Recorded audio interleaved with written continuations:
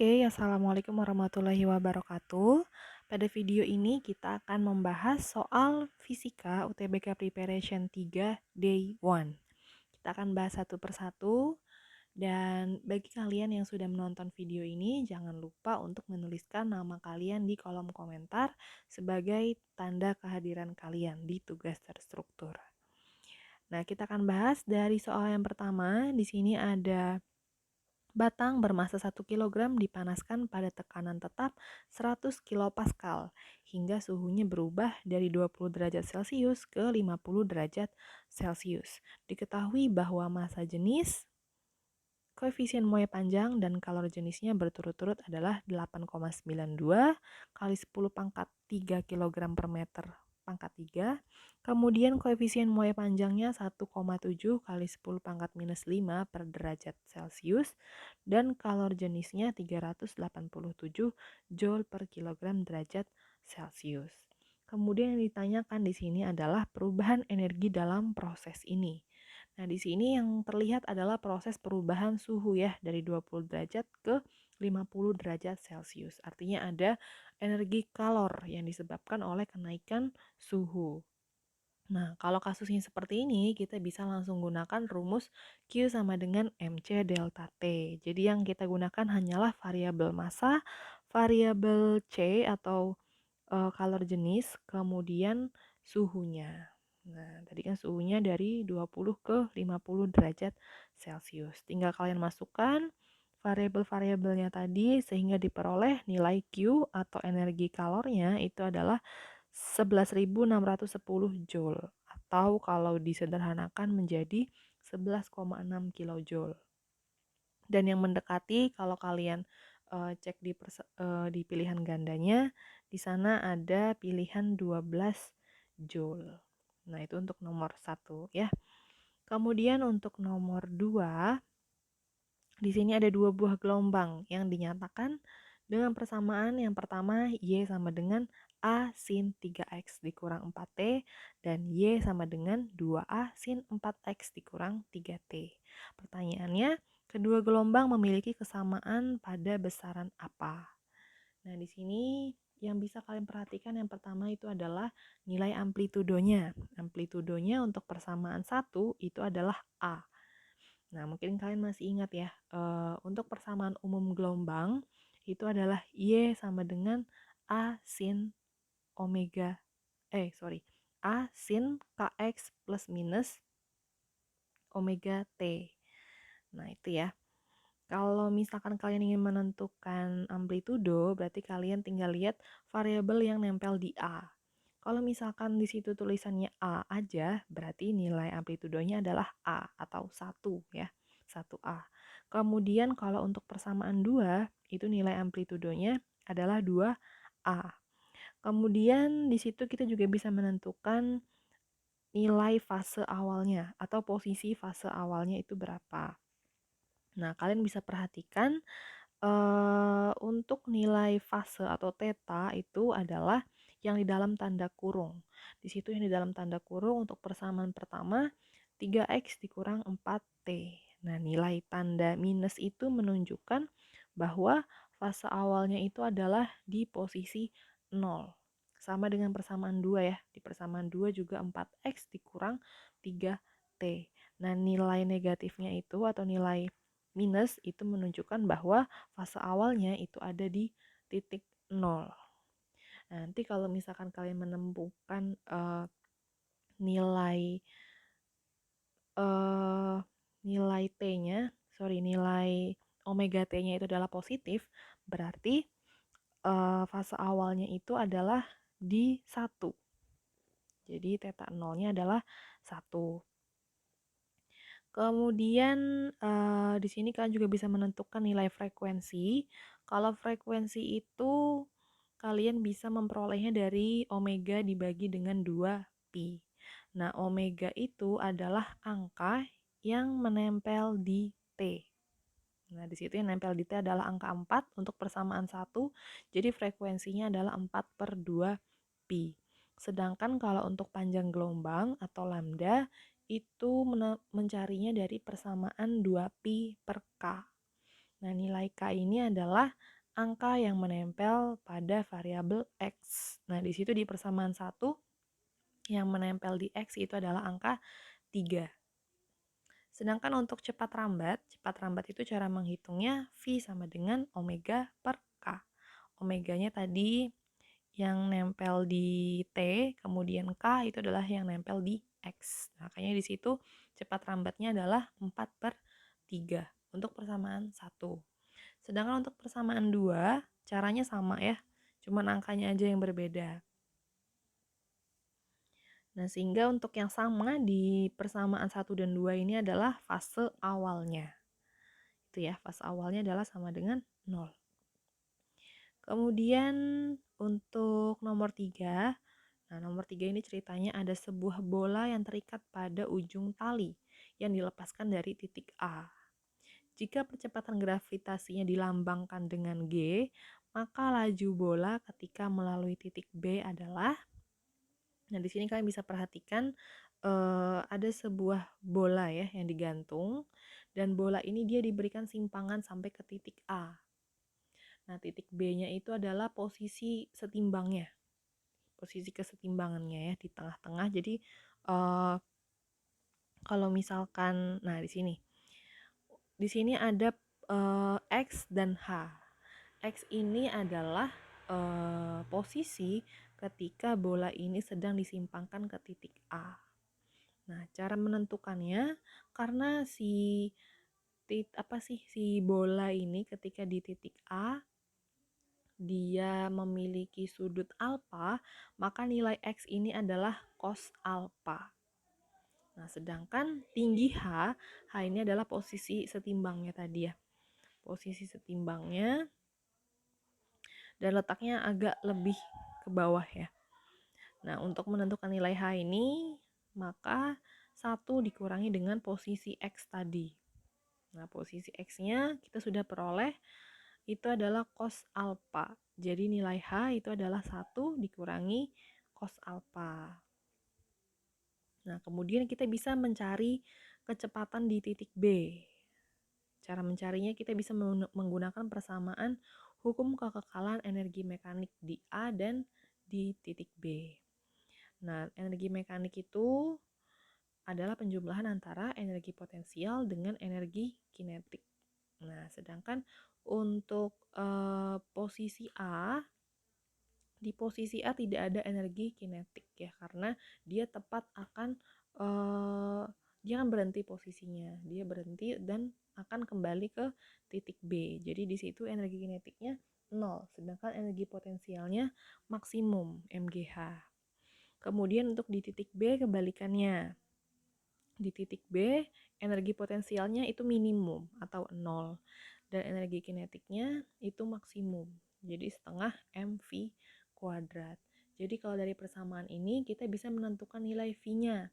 Karena V-nya kuadrat di situ berarti kalau mau nyari V-nya aja berarti persamaannya menjadi akar. V sama dengan akar 2GH. Nah, tadi nilai H sudah kita peroleh ya. Nilai H itu adalah 1 dikurangi cos alfa. Jadi persamaan V-nya itu adalah akar 2G1, satunya ini boleh nggak ditulis ya, dikali dengan 1 dikurangi cos alfa. Nah, selanjutnya untuk nomor 4, di sini ada 2 buah lampu pijar identik dengan spesifikasi 100 watt, 110 volt yang dihubungkan paralel pada tegangan 110 volt. Nah, sekarang pertanyaannya, daya total kedua lampu adalah berapa? Nah, di sini ceritanya ada dua lampu ya. Dua lampu ini dia memerlukan dia memerlukan tegangan listrik 110 volt agar dia bisa menyala dengan daya 100 watt. Nah, sedangkan tadi dia kan dihubungkan paralel dengan tegangan 110 volt. Artinya sumber listriknya juga 110 volt. Sehingga si lampu ini masing-masing mendapatkan tegangan 100 volt karena mereka disusunnya paralel, dihubungannya paralel. Perlu kalian ingat bahwa pada rangkaian paralel maka tegangan yang diterima oleh setiap lampu itu selalu sama dan tidak terbagi berarti si tegangan listriknya. Nah, sehingga kalau mereka itu mendapatkan tegangan yang sama, sama-sama 100 volt, maka mereka ini bisa menyala dengan daya yang sama, yaitu sama-sama 100 watt. Nah, sekarang kalau yang ditanyakan adalah daya total kedua lampu, berarti tinggal kita jumlahkan 100 watt tambah 100 watt. Nah, jadi mereka daya total kedua lampunya adalah 200 watt. Nah, kemudian untuk nomor 5, di sini ada sebuah balok plastik homogen yang mengapung di suatu bejana air. 1/5 bagian baloknya berada di permukaan air, berarti 4/5-nya tenggelam. Nah, jika volume balok V dan massa air yang sebanyak V tadi adalah 12 gram, maka massa baloknya berapa? Nah, di sini pembahasannya, karena tadi bagian baloknya yang di atas permukaan air adalah 1/5 volt, 1/5 V, 1/5 volumenya, maka bagian balok yang tercelup ke dalam air itu adalah 4/5 bagian volumenya. Nah, di sini kita menggunakan persamaan untuk benda yang mengapung ya. Untuk benda yang mengapung itu rho GV. Nah, rho GV sama-sama rho GV ya, rumus ruas kanan dan ruas kirinya. Bedanya untuk ruas kiri itu adalah untuk volume benda yang tenggelam atau tercelup. Nah, tadi yang tercelupnya ada 4/5 bagian. Kemudian yang di ruas kiri itu kita gunakan massa jenis air. Sedangkan untuk yang di ruas sebelah kanan itu kita gunakan massa jenis balok, kemudian kita kalikan dengan volume baloknya. Di situ nilai G-nya sama, jadi bisa kita coret. Tinggal rho air dikali dengan 4/5 V sama dengan rho balok dikali dengan V balok atau volume balok. Nah, untuk rumus massa jenis itu kan rho sama dengan M per V. Jadi rho-nya kita bisa ganti dengan M per V. Tadi rho air berarti M air per V. Kemudian untuk rho balok berarti M balok per V. Variabel V-nya sama semua, jadi boleh kita coret. Kemudian yang tersisa di sini hanyalah tadi massa air, diketahui massa airnya 12 gram ya. Dikali dengan 4/5 sama dengan M balok. Nah, berarti M baloknya tinggal dikalikan. 48/5. Hasilnya 9,6 gram massa baloknya. Nah, kemudian untuk nomor 6, di sini ada sebuah balon. Awalnya berisi gas 1 liter, kemudian ditambahkan dengan gas yang sama, sehingga volume balon menjadi 1,2 liter, dan massanya menjadi 1,5 kalinya dari massa awalnya. Kemudian jika suhu gasnya tetap, berarti ini posisinya adalah isotermal. Maka rasio pertambahan tekanan terhadap tekanan awalnya adalah berapa? Nah, di sini diketahui ya, ada volume awalnya 1 liter, kemudian volume yang kedua setelah ditambahkan menjadi 1,2 liter, kemudian massanya itu menjadi 1,5 dari massa awal. Nah, untuk proses isotermis persamaannya menjadi P1V1 per M1 sama dengan P2V2 per M2. Tinggal kita masukkan ya persamaannya, angka-angkanya ke persamaannya. Nilai M2, M1, V1, V2. Nah, sehingga diperoleh bahwa P2 itu adalah 1,25 dari P1. Maka pertambahan tekanannya berarti kita cari selisihnya ya.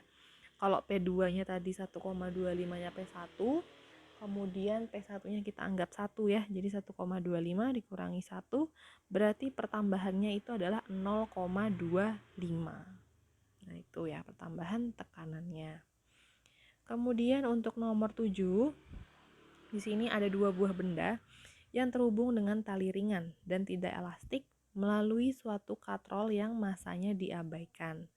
Nah, benda A itu ditempatkan pada suatu permukaan bidang miring yang licin ya, dengan sudut kemiringan 30 derajat.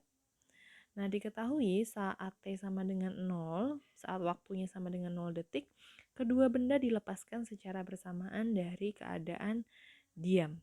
Nah, pada 1 detik kemudian, benda A-nya sudah naik setinggi 1 meter dari posisi awalnya.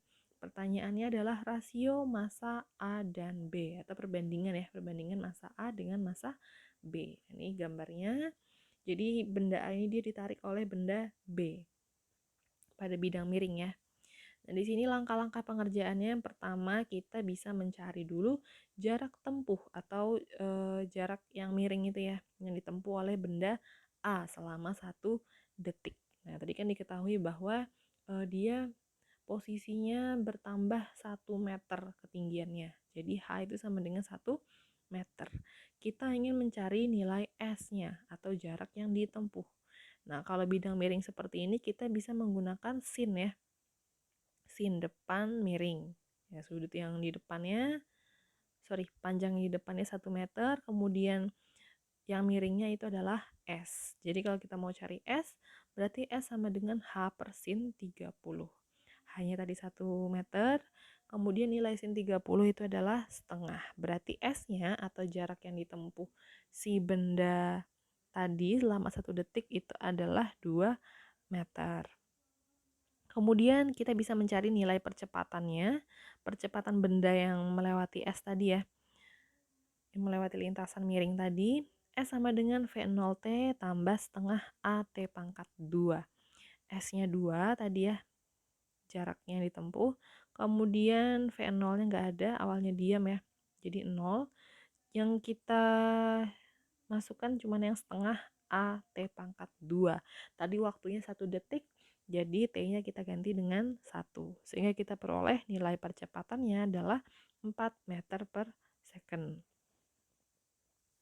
Nah, kemudian baru kita bisa mencari perbandingan antara massa A dan massa B dari percepatan benda pada bidang miring. Nah, ini ya, persamaan percepatan pada benda yang ada di bidang miring A sama dengan MB dikurang MA dikali sin 30 dikali dengan G per total masanya, MA tambah MB. Nah, tadi MB, MA-nya kita kan belum tahu ya, jadi kita tuliskan tetap MA dan MB. Dikali dengan sin 30-nya setengah, kemudian G-nya sama dengan 10. Nah, tinggal kita kalikan. Jadinya kita peroleh 4MA tambah 4MB sama dengan 10MB ditambah 5MA. Berarti perbandingan antara MA dengan MB-nya adalah 2:3. Nah, kemudian ini tentang momen inersia nomor 8, di mana sebuah bola pejal bermassa M dengan momen inersianya I menggelinding pada bidang miring dari keadaan diam dengan ketinggian H. Cara yang dapat dilakukan untuk memperbesar kelajuan linier bola pejal tersebut menjadi 2 kalinya adalah, nah di sini kita ingat-ingat lagi untuk rumus momen inersia pada bola pejal itu adalah 2/5. 2/5 mr kuadrat ya. Nah, kalau digambarkan berarti seperti ini. Kalau posisinya di bidang miring lagi di atas, berarti yang maksimum adalah energi potensialnya. Sedangkan kalau posisinya lagi di bawah, maka yang maksimum adalah energi kinetiknya. Sedangkan karena tadi dia bentuknya bola, nah bola itu kan dia bisa menggelinding. Artinya kalau dia menggelinding berarti dia memiliki energi kinetik rotasi karena dia berotasi, menggelinding tadi ya. Kemudian selain menggelinding, selain berputar pada porosnya, dia juga bergerak. Nah, bergeraknya berpindah tempat atau mengalami translasi. Makanya di sini energi kinetiknya ada 2. Ada energi kinetik rotasi dan energi kinetik translasi. Untuk yang rotasi, kita menggunakan momen inersia dan kecepatan sudut. Nah, rumusnya hampir sama dengan yang translasi.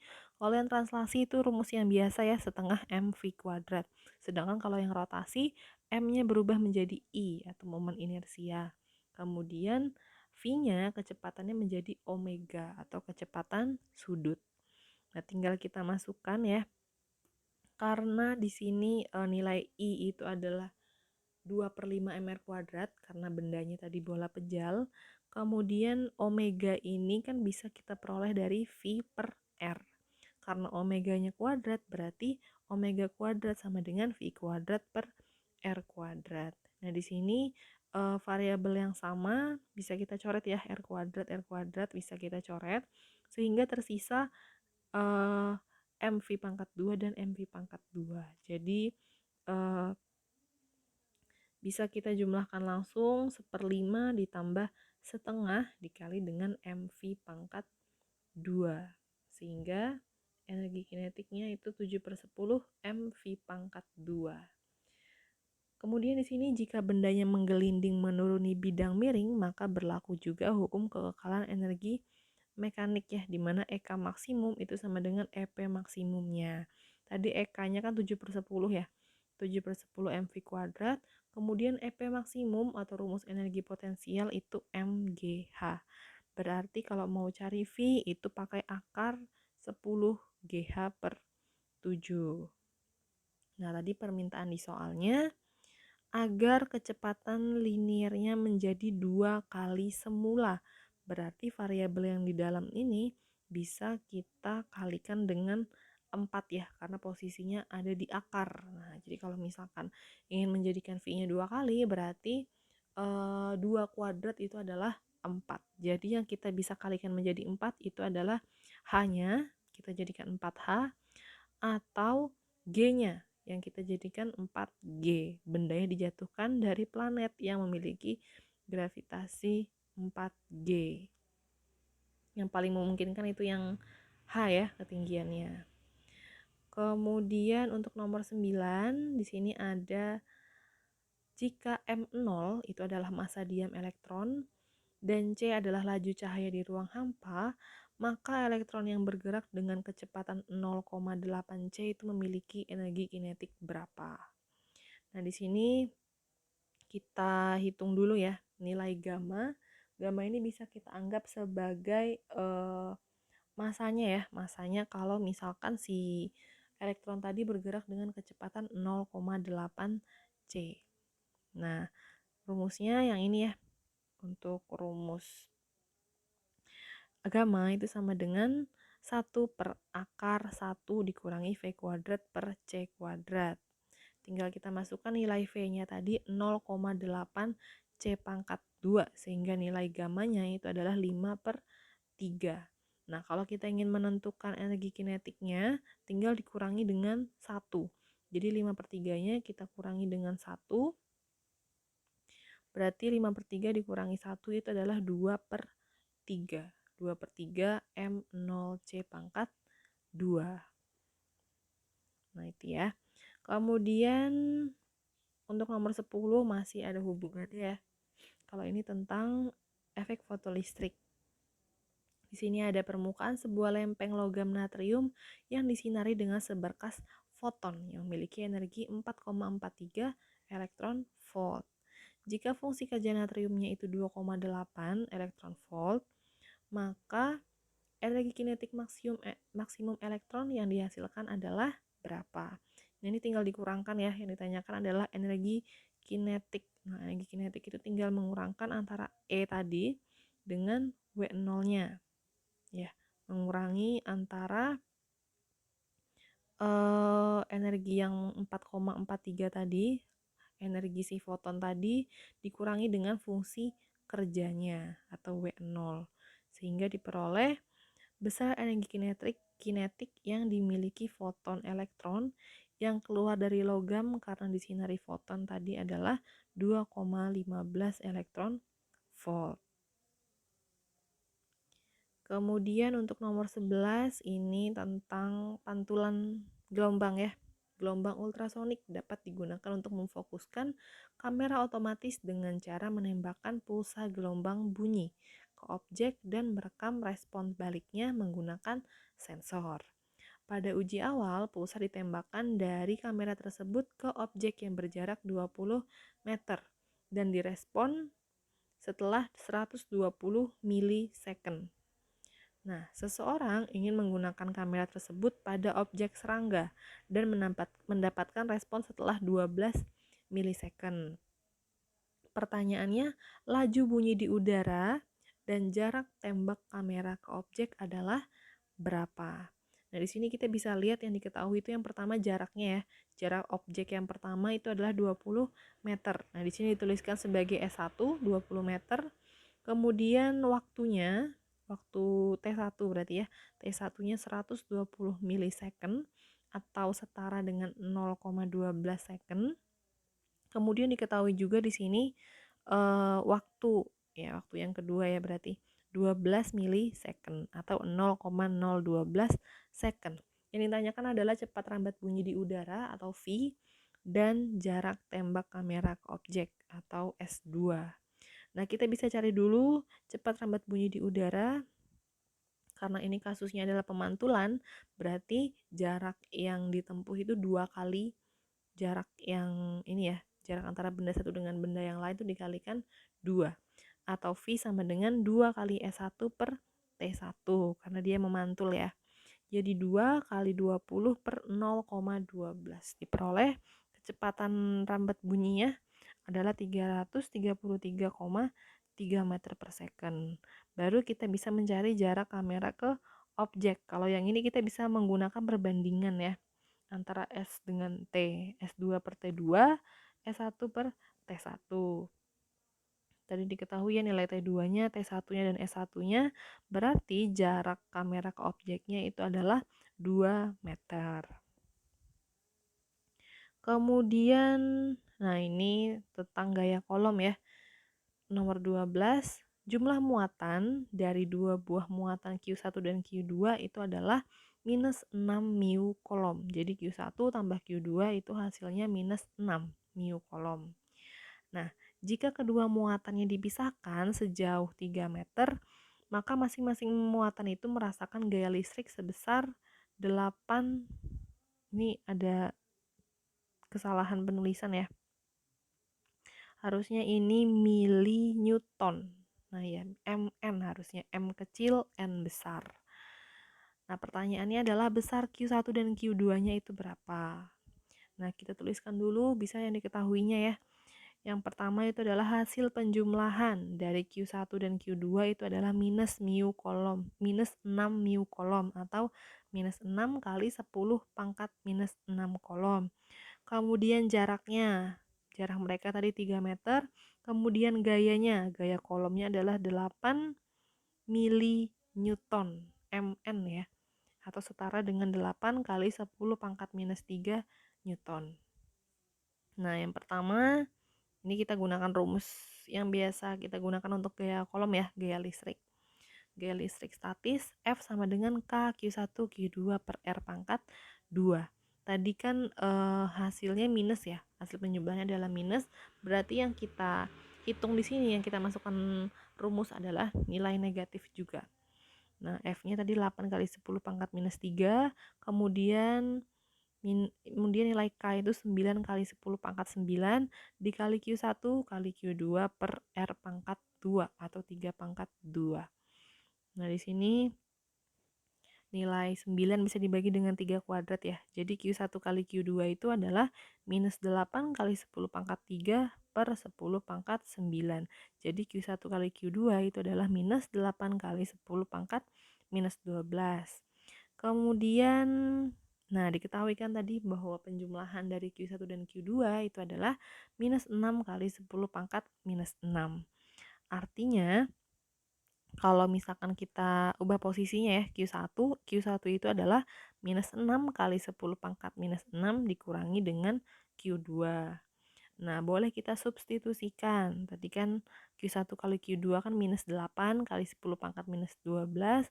Kita masukkan Q1-nya. Q1-nya kita ganti dengan yang tadi ya, persamaan 2. Minus 6 kali 10 pangkat minus 6 dikurangi Q2 dikali Q2. Nah, kita peroleh sebuah persamaan ya ini.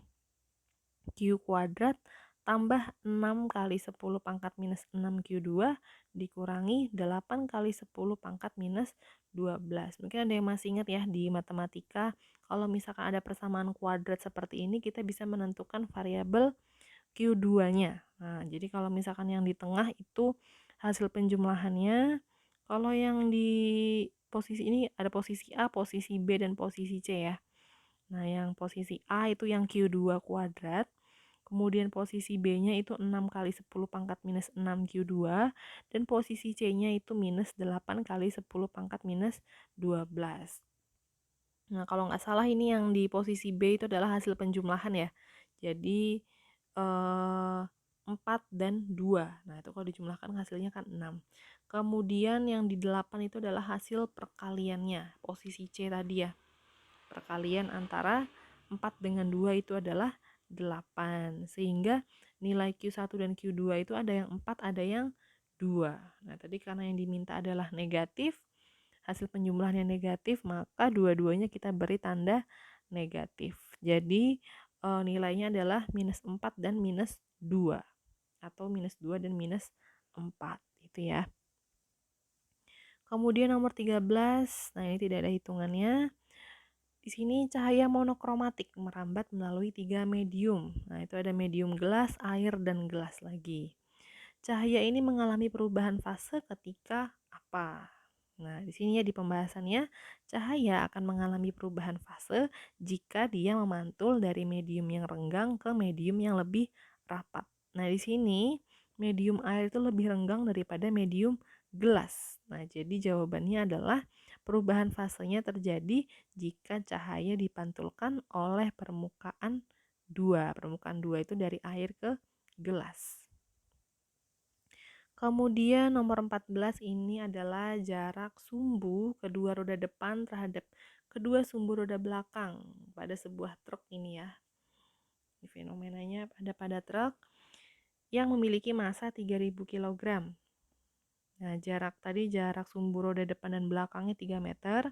Kemudian pusat massa truknya itu ada di 2 meter di belakang roda muka. Berarti kalau dari roda depan jaraknya 2 meter, kalau dari roda belakang itu jaraknya 1 meter. Kemudian maka beban yang dipikul oleh roda depan. Nah, kedua roda depan si truk tadi itu berapa? Nah, di sini kita menggunakan torsi ya, prinsip kesetimbangan atau ada di torsi, di mana resultan gaya atau momen gaya yang bekerja pada benda itu sama dengan 0. Nah, jadi sigma torsi itu sama dengan 0. Nah, yang pertama kita tinjau itu dari roda depan dulu. Nah, dari roda depan kita lambangkan sebagai rumus torsi ya. Rumus torsi itu kalau kalian masih ingat itu adalah F dikali dengan R atau gaya dikali dengan R jaraknya. Nah, kalau dari roda depan tadi gaya yang dialami guys oleh roda depan kita lambangkan sebagai NB di sini ya. Gaya atau beban yang dipikul oleh roda depan kita lambangkan dengan NB dikali dengan 3. Nah, 3 ini adalah jarak roda depan sampai ke roda belakang ya, 3 meter. Kemudian dikurangi dengan W dikali dengan 1. Nah, W ini adalah titik beratnya. Posisi titik beratnya di W ya. W-nya tadi, W itu kan perkalian antara M kali G. Kemudian R-nya itu adalah 1. Nah, 1 ini berarti jarak antara titik berat ke roda belakang 1 meter. Makanya di sini W-nya M kali G ya. M-nya tadi 3000 dikali G-nya 10, jadi W-nya 30.000 dikali 1. Nah, berarti nilai NB itu adalah 10.000 Newton atau 10 kilo Newton. Kemudian nomor 15, peristiwa dispersi terjadi pada saat apa? Nah, dispersi itu kan peristiwa terurainya cahaya polikromatik menjadi berbagai warna karena adanya perbedaan indeks bias dari tiap cahaya. Nah, contohnya kalau peristiwa dispersi ini adalah pembiasan cahaya polikromatik oleh prisma. Jadi kata kuncinya itu adalah pembiasan ya atau penghamburan cahaya, itu adalah dispersi. Kemudian nomor 16. Nah, nomor 16 ini pernyataan yang benar terkait cahaya biru, cahaya kuning, sinar X, dan gelombang radio. Nah, perlu kalian ingat bahwa gelombang radio itu adalah gelombang yang memiliki panjang gelombang paling besar, sedangkan frekuensinya dia yang paling kecil. Nah, berarti di sini ya ada urutannya nih. Urutan menurut nilai panjang gelombang dari yang paling kecil ke yang paling besar. Kalau yang paling panjang gelombang paling kecil itu adalah sinar X, baru cahaya biru, cahaya kuning, dan terakhir gelombang radio. Kalau urutan dari frekuensinya itu kebalikannya. Frekuensinya yang paling besar, yang paling kecil itu adalah gelombang radio, baru cahaya kuning, cahaya biru, dan terakhir adalah sinar X. Jadi kalau misalkan dari jawaban A, B, C, D, dan E, maka gelombang radio memiliki panjang gelombang terbesar namun frekuensinya yang paling kecil. Kemudian soal terakhir tentang trafo. Di sini ada seorang siswa melakukan pengukuran tegangan dan arus dari kumparan primer maupun kumparan sekunder dan diperoleh data seperti yang ada di tabel ya. Di sini di tabelnya ada V, I, dan N dari lilitan primer dan lilitan sekunder. Nah, sekarang di sini yang diminta kita mengisi variabel X dan Y. Nah, itu lilitan primer dan tegangan sekunder. Dan yang perlu kalian ingat adalah persamaan trafo ideal ya. Trafo ideal itu Vp per Vs sama dengan Is per Ip sama dengan Np per Ns. Nah, kalau kita mau cari nilai Ns tadi, Vs, nah kita bisa kita bisa membandingkan dengan nilai I-nya tadi, Is per Ip. Nah, di situ Np per 50 sama dengan 50 per 2. Berarti Np-nya 1250. Kemudian Vs kita bandingkan juga dengan nilai I ya. Jadi diperoleh nilai Vs-nya adalah 9,6. Sehingga jawaban yang tepat adalah nilai lilitan primernya 1250 lilitan dan nilai tegangan sekundernya adalah 9,6 volt. Nah, sekian untuk pembahasan soal fisika UTBK yang day 1. Jika ada pertanyaan, jangan sungkan untuk tanyakan di WhatsApp. Oke, terima kasih atas perhatiannya. Wassalamualaikum warahmatullahi wabarakatuh.